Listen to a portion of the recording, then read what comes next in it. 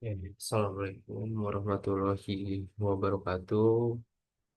Perkenalkan, nama saya Nabil Pramono dengan NIM 2300886. Oke, pada kesempatan kali ini saya akan menjelaskan terkait daripada rangkaian elektronika daya buck boost converter.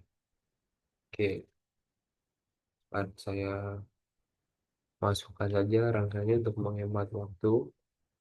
Karena jika merangkai dari awal akan membutuhkan waktu yang sangat panjang. Kan saya langsung masukkan saja.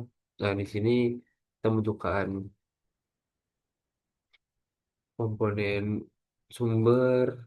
Ini kita atur di 24 volt DC, kemudian ada gate, MOSFET, induktor, kemudian dioda dengan polaritas seperti ini, kemudian kapasitor, kemudian beban, atau resistor, kemudian ada probe voltage untuk sebagai outputannya. Nah, untuk menentukan nilai gate sendiri ini ada caranya, yaitu duty cycle. Sebelum menentukan gate ini kita harus mencari duty cycle terlebih dahulu. Nah, duty cycle ini rumusnya duty cycle sama dengan VO per VS. Yaitu akan ketemu duty cycle. Nah, jika duty cycle sudah ketemu, baru bisa menentukan nilai dari sudut switching point-nya atau gating block-nya. Ini ditemukan di 0 sampai dengan 216 derajat. Kemudian kita menentukan induktor.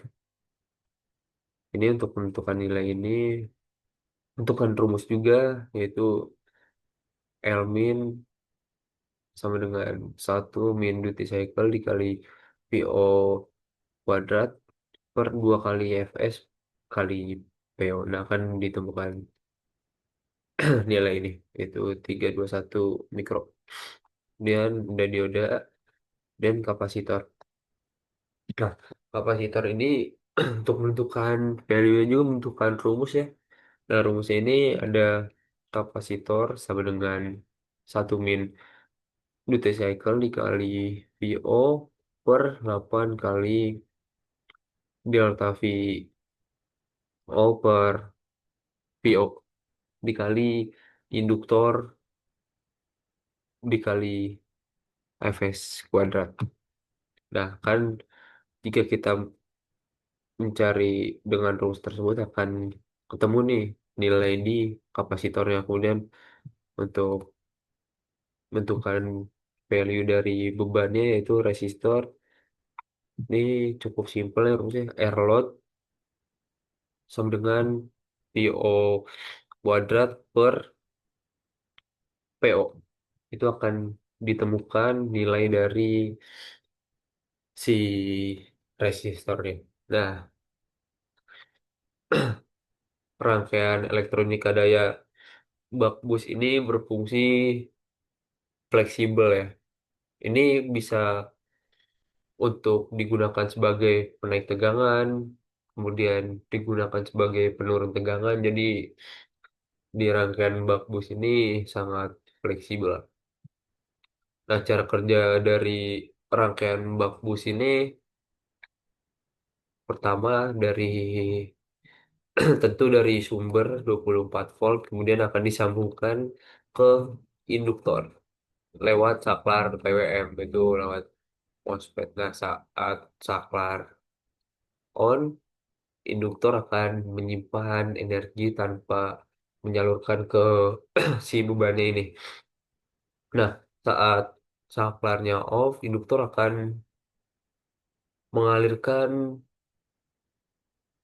energi yang dialirkan melalui dioda dengan polaritas yang terbalik terhadap sumber, sehingga tegangan keluarannya akan lebih tinggi atau lebih rendah daripada 24 volt ini, dan juga dapat berpolaritas negatif terhadap groundnya ini loh.